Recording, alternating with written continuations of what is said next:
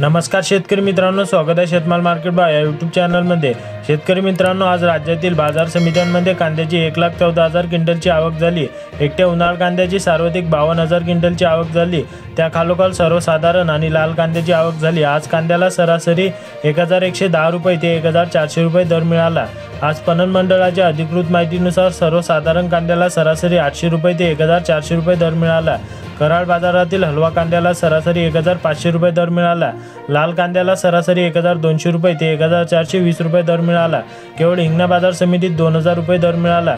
विशेष म्हणजे हा दर गेल्या अनेक दिवसांपासून टिकून आहे। आज लोकल कांद्याला सरासरी 1,050 रुपये ते 1,400 रुपये दर मिळाला।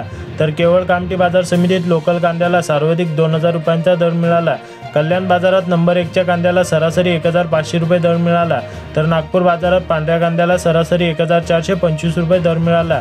आज लासलगाव बाजार समितीत उन्हाळ कांद्याला सरासरी 1,300 रुपये, तर नाशिक बाजार समितीत 1,250 रुपये, लासलगाव इंचूर बाजारात 1,375 रुपये, सिन्नर बाजारात 1,300 रुपये, चांदवड बाजारात 1,330 रुपये, पारनेर बाजार समितीत 1,150 रुपये, गंगापूर बाजार समितीत 1,220 रुपये, तर रामटेक बाजार समितीत सर्वाधिक 1,500 रुपये दर मिळाला।